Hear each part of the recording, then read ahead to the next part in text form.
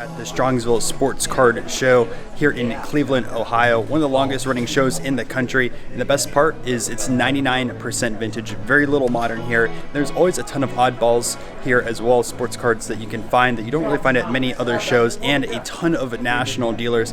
I did really well here last year, so decided to spend the Saturday before I fly over to the United Kingdom. Anyways, let's pick up some cards. So right here we have the third best 1952 baseball set that's all autographed. Obviously missing, it said Mantle and Jackie Robinson. Full list over here, but you guys can check this out over here. We have the Maze here, which most people obviously want to have. Gil Hodges is actually quite a tough card. I believe he passed away early, and there's not many known examples of his autograph. Classic #1 Andy Pafko, a few other Hall of Famers sprinkled throughout. Something is really, really cool. 1, 2, 3. It's insane. It's a big acquisition, huh? Yeah.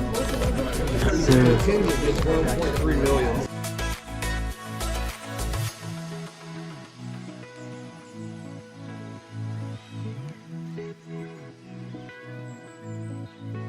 These right here, 62 Pittsburgh exhibits.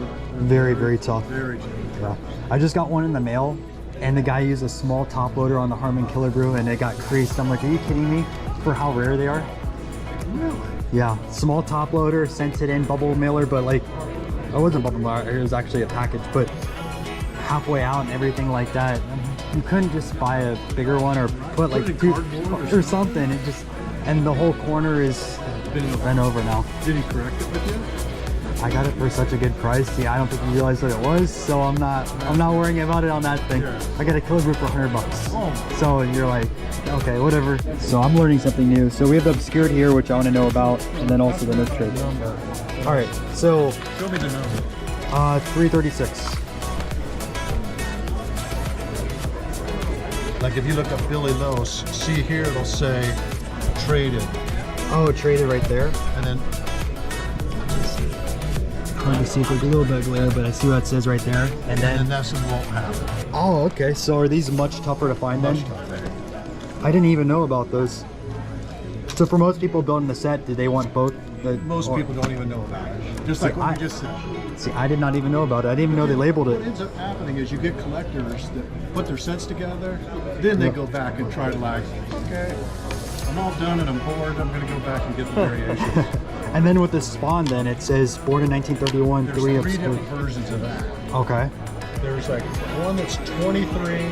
I see the print dot right there. And one's like 31, and one's like you can't tell if they're 2 or 3. Or, I had no. I might be saying it wrong, but it's like those different types. Yeah, there's like one all mixed up. When I fill binders for him, like I always think it's like all of a sudden he'll have one that says A and one that says B, and I'm like, I'm like trying to figure out the difference. You know how like you see pictures like, okay, oh well this one has a red colored letter and this one has yellow, and you know it's like, what's the variation?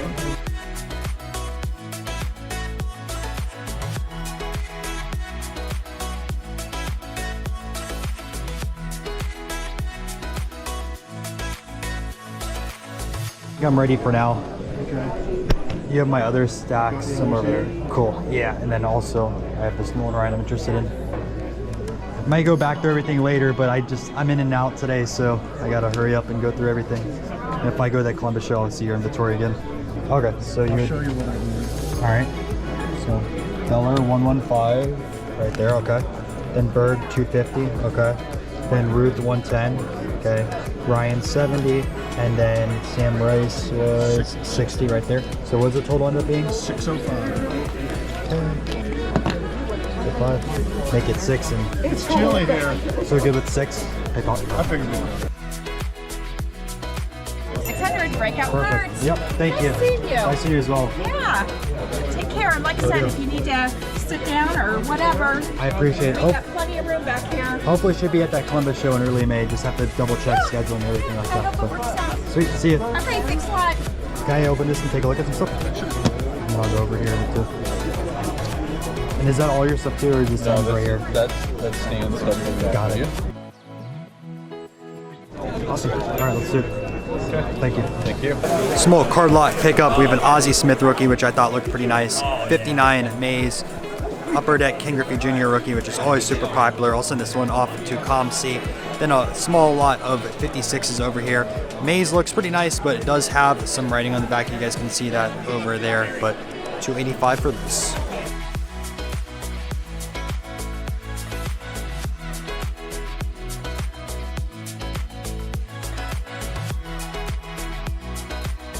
Just do like, how many are there? Let's see. You're like $3 a 1, card. 2, 3, 4, 5, 6, 7, 8, 9, 10, 11, 12, 13, 14, 15, 16, 20, 21, 22, 23, $60. Cool. So we'll say that's 60 there. And then on these two, 16. $75. 75 on both. Yeah. Let's do it. It's on those I don't care that much, but Yeah. it was a So you've set had that I it have. forever. I don't need it. I can do 30 on that. Okay. Like $475 Okay. and $450. Let's do it. Whatever that ends up being. So yeah, it looks good. I was fun watching all the guys in the break. All right, so up first, we picked up this 1953 Johnston Cookies lot, regional distribution, to my knowledge, $135 for all these commons, and then you have the two names in 53, which is Spawn and Eddie Matthews. Most people know the 54, which has the Hank Aaron alternative rookie card. Those are also pretty cool. Over here, we have a nice looking 1971 Bob Gibson. I always try to look out for 71s. Again, always be careful with these because a lot of them do have Sharpies on the sides and edges, so double check those. And then two slabs. We got a 1949 Barra. Barra's looking pretty popular for me, moved fairly easily. So we got that one over there, and then picked up a Mantle. There's a few other cards over here I want to take a look at later, but since I'm in and out in one day, it's going to be tough.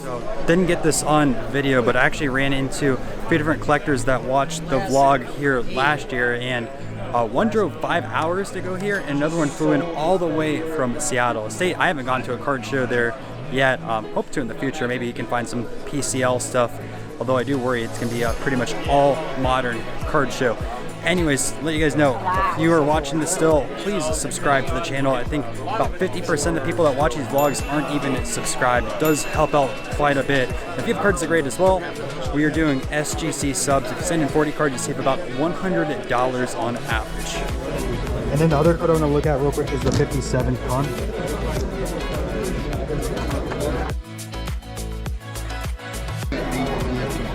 $850 total.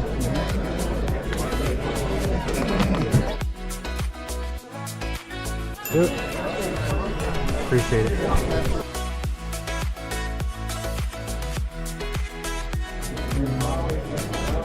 All right, I think I'm ready. Let me know what you can do in these.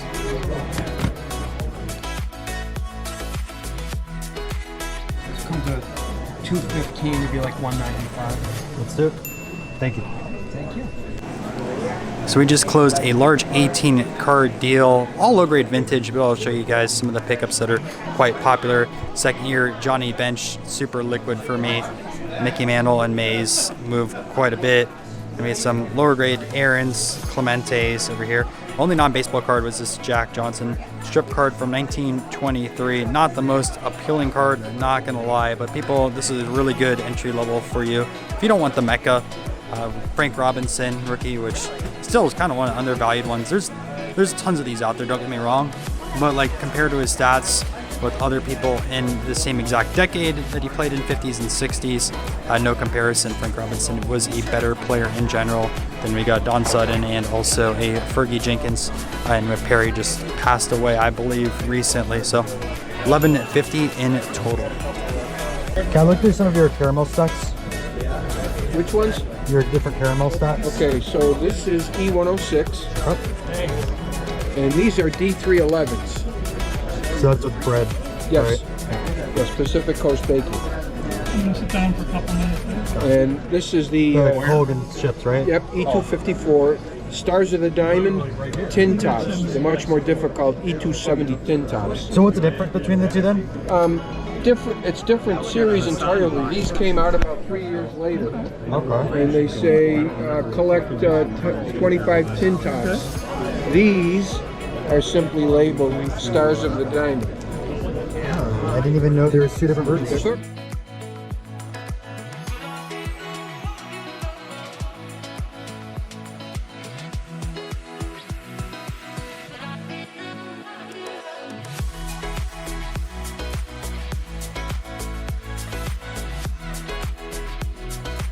Pretty cool deal here for $250. Up first we have 6 O-Pee-Chees 1966, Rose, Brock, Yaz, Perez, Morgan, and also Brock times 2. Then we have a Monty Irvin Burke Ross. Burke Ross cards are starting a little more popular. Way OC on this one, but I think a lot of these are like that. If you guys don't know how they're perforated, there's another card that was attached to this originally. A little glare right there. But gonna keep on making a few other minor deals, but the show is winding down. I mean, it is 5:11 right now, and it's been a pretty long day here. Always bring books, so if you guys want to add a show, personalize it as well. So here's that over here. Awesome. Thank you, sir. Thank you. And then also we do SGC group grading, so if you need to have anything like that, located in Florida, so we can drop it off pretty fast.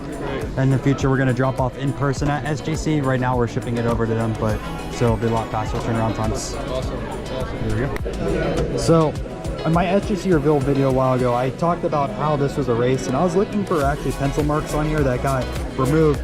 But I was informed by a really great vintage dealer. Didn't want to be on camera, but the actual reason why this card was erased. So, borrowed his loop, and we took a look under it. He taught me a few things. So, with like the 57s, both baseball and basketball, a few different scammers out there would actually power erase these borders over here to make the card better centered. Like this is a good copy of the Spawn already, but they improved the centering. And if you look under a loop and kind of close on here, it's tough to tell.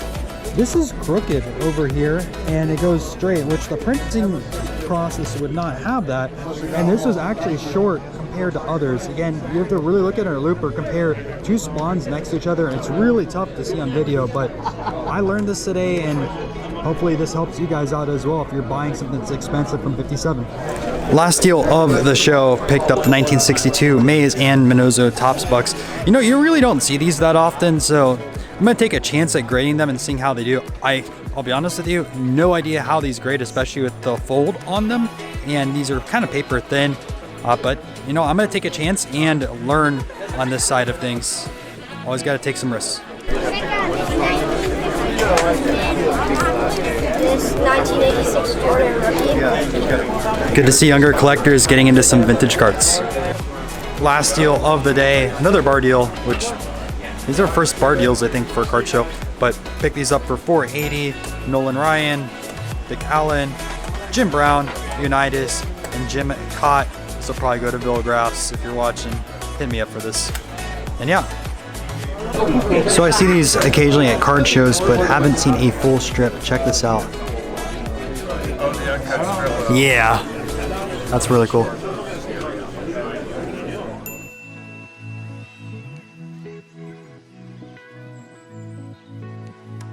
Up next, I am flying to Manchester on Wednesday, hitting up the UK card show next Saturday and Sunday, as well as looking at a few different collections overseas. I'm super excited. My first time going to an international card show, and I'll see you guys.